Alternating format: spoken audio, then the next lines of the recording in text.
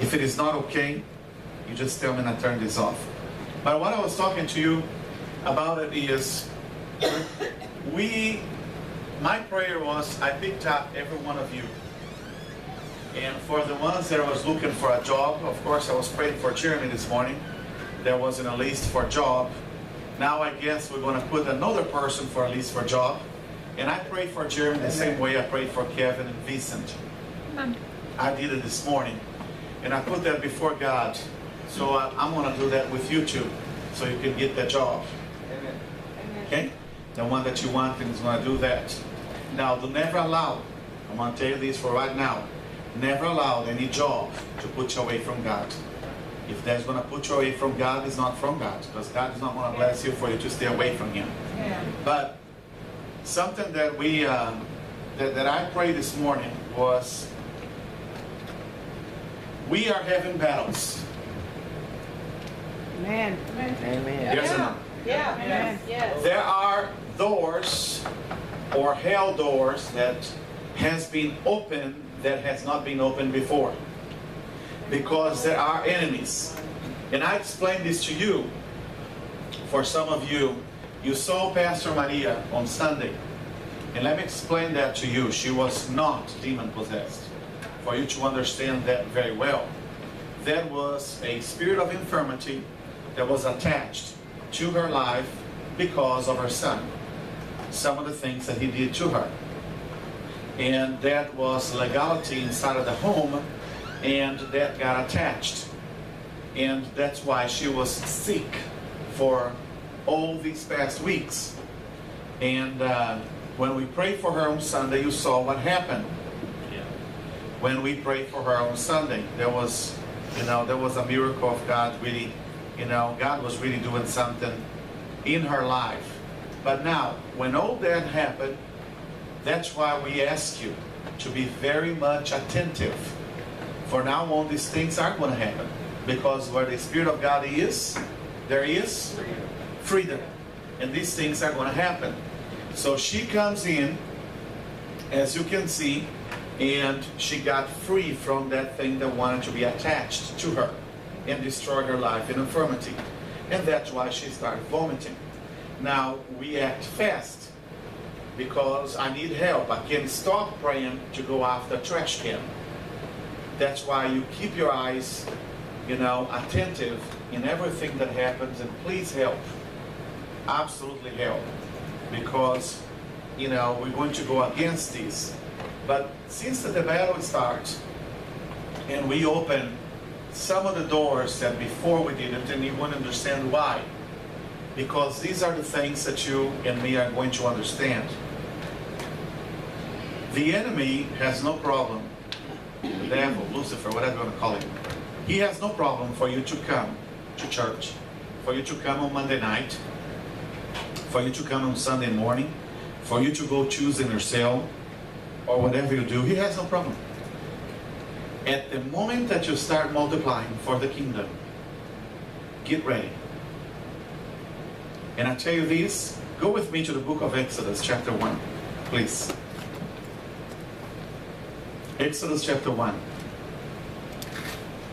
Look what the verse says.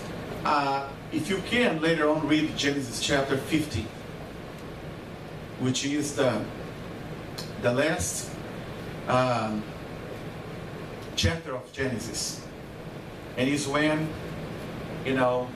Jacob is about, or Israel is about to bless his children, or his sons. When he was about to bless the 12, or the 12 children that he had, hell is going to open about these people, the Hebrews. Because Satan hates the multiplication. And something that Apostle Rene was talking about is that until they had their 12 and they start the multiplication down in Brazil, everything was fine. And when that starts, things changed. Exodus chapter 1, if you're there. These are the names of the son of Israel. You see? These are the names of the son of Israel who went to Egypt with Jacob, each with his family. Here we go. Reuben, Simon, Levi, Judah, Issachar, or whatever if I pronounce wrong, please, I'm sorry, Zebulun, Benjamin, Dan, Naphtali, Gad, Asher, and of course Joseph. And if you count all of them, will be 12. The descendants of Jacob numbered 70 in all. So they are enter in to Egypt with how many? 70. You just saw that. They are enter into a nation, a pagan nation, with 70. And now there's a change that is going to happen. The 70 was there, and the 12 children of Israel are coming in. And that's the first time, listen to what I want to tell you now. Before that, Israel already had these 12 children. But they were not together. Are you following what I'm saying? They were not together. Because Joseph was in Egypt. Remember that? Joseph kept Benjamin in Egypt. Joseph was in Egypt. Joseph kept Benjamin in Egypt. The 10 went back to tell the father and bring the father. So follow me on here. 10 went back. 2 stayed in Egypt. So the 12 was separate. Exodus chapter 1, the 12 are going to be put together. They're going to get together inside of Egypt. And there was 70 of the descendants. So 70, the 12 got together. Now says verse 6. Now Joseph and all his brothers, talking about the 12, and all of that generation, they died. And then verse 7 says, but the Israelites were exceedingly fruitful. They multiplied greatly, increased in numbers, and became so numerous that the land was filled with them. It was necessary, the 12 children of Israel, they're 12. I never saw this. And believe me, I read this so many times before this. That they got together, even inside of the pagan nation, and they begin multiply from 70 and go forth from that. Then verse 8 says that then a new king, to whom Joseph Menachem came to power in Egypt. By verse 9, look, he said to his people, the Israelites have become far too numerous for us. The Israelites that came into Egypt with 70, now they passed the number of Egyptians that were there. I never saw this. When we decided to put it together, the disciples, the way we're doing, and we say we have nothing else to be afraid, and we believe, and we will have the 12 disciples that want to walk together in this place. Some doors of hell opened that was closed. Because he said, look, hey, they have become far too numerous for us. And verse 10 says, come. To whom do you think that he's talking to? He said, come. We, do not say I, we must deal shrittily with them, or they will become even more numerous, and if war breaks out, we'll join our enemies, fight against us, and leave the country. So they put slave masters over them to oppress them. Are you seeing the way that the devil works? The devil works through oppression. Yes. And he said that they want, or he wanted to oppress them. Oppress them for what? Trying to stop them to multiply. At the moment that you and me said, we accepted the anointing of multiplication, and we will multiply, doors that were closed were open. And when doors that were closed were open, that's why, if before we were using pistol, we might have to use bazooka. Are you following what I'm saying? Do you understand the word bazooka? I like that word. I learned that today while I was studying this morning. Bazooka. Because some of us is fighting the devil with pistol. But this one is more powerful than the old ones that were dealing before we went to Brazil. Before we went to Brazil, we used a pistol and that was enough. Dead. Now we're multiplying. Yes or no? Amen. Yes. Come on, you see what's going on? Yes. Now we're multiplying and we are touching levels that we did not touch before. Amen. Therefore, we're dealing with different ranks Yeah. of demons. They are the ones. Look how dare this devil did to attach itself to Pastor Maria this past Sunday. You saw what happened Sunday. Why do you think that happened, that he was right there? She was not demon possessed, once again I'll tell you that. But he was attached, was right there waiting to destroy her. Why is that? Because the rank of the devils that we're dealing with is different. The rank of the devils that you're dealing with in your cell is different. The rank of the demons that you're dealing with the youth, with the women, with the men is different. There's different now. If you don't get yourself prepared, you know, it was beautiful in the school because they put us in train last week for these teachers to wear a gun and have a gun with them and things like that. And they asked who are one of the teachers that had the certification. And there was two among us. Kind of make me think, I don't get certified on that thing too. I have to learn out some of the stuff. But one of the ladies stood up and he gave her a gun with fake bullets. There was bullets in there, but it was fake. And he says, don't point them. We'll stay behind her. And they put a ball and they were showing how to shoot and this and there. And this lady was shooting. I don't know where she got her certification because she shot 5 times and not once. But she got at least one. She was shooting. They put a big ball and they made the ball move and we stayed behind of her.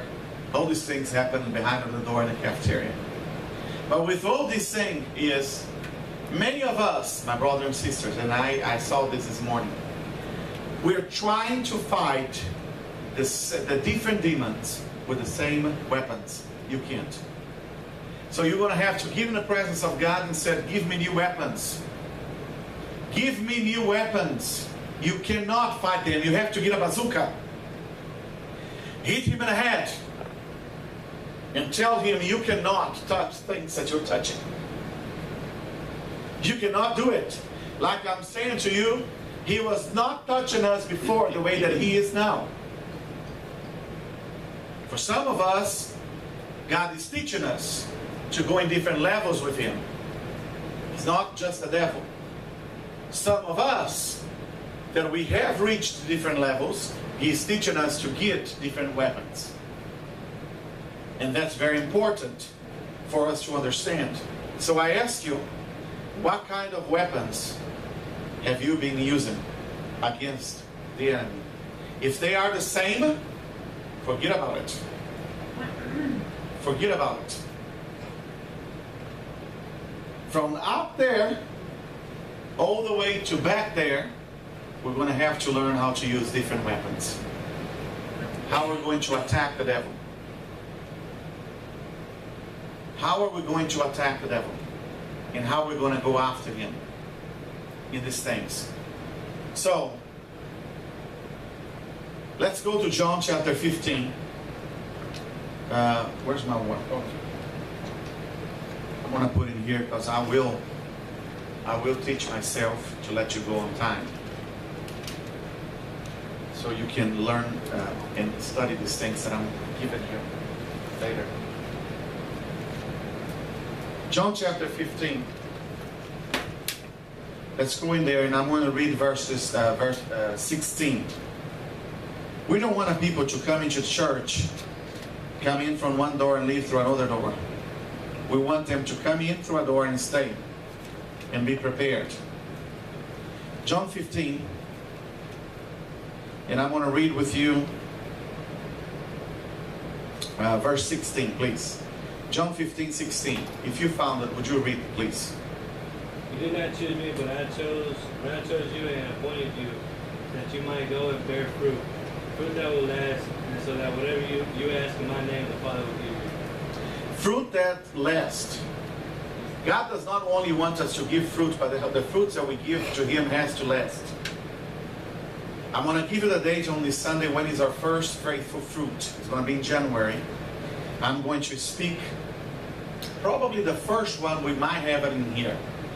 And the second one we go to the place that Joseph's mother has for rent and all that. The first one we're going to have here. Probably. And I want it to be full. And I want people to not have place to sit down. It is normal. I want us to be looking for a place. The leaders might want to have to stand up when we do our first faithful fruit in January. For us to see and feel those what God is doing. So we have to understand this, my brother and sister. God calls us to give a fruit, and the fruit that we have to give Him have to stay. We don't want the people to come in from one door and leave from the other door. So we want them to come and stay. The cell vision, one of the main things that we have is restoring the families. We have to restore the families. We have to restore our houses. We have to rescue these people and start something with them. So you have to develop within your cell a plan of evangelism.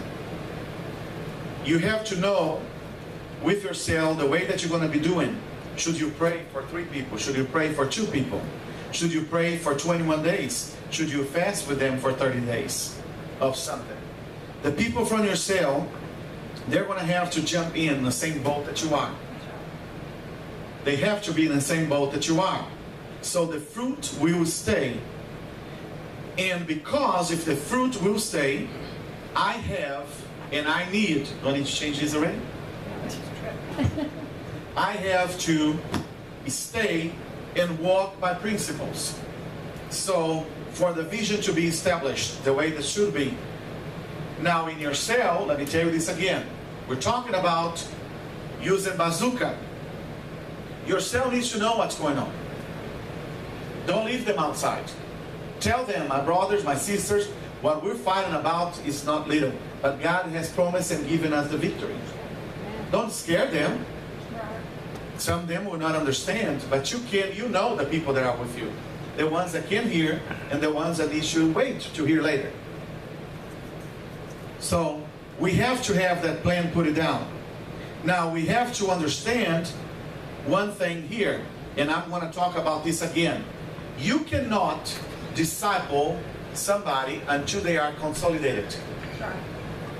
I'm going to say that again.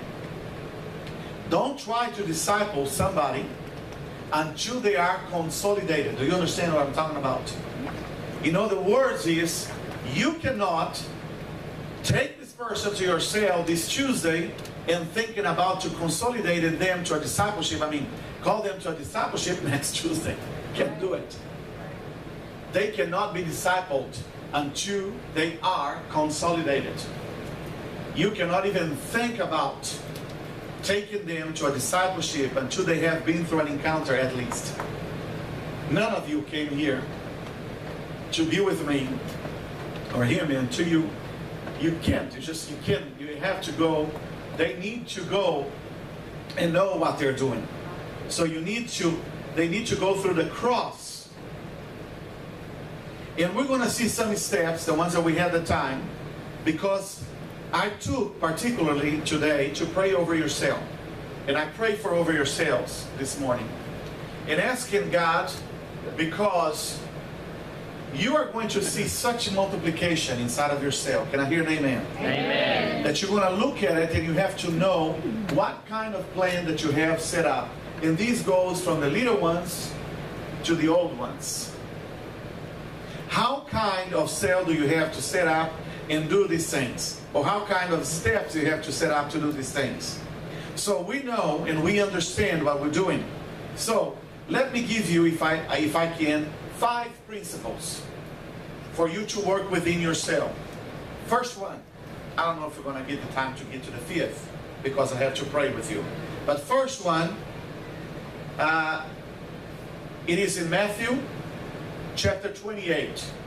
What is in Matthew chapter 28? Verses 8.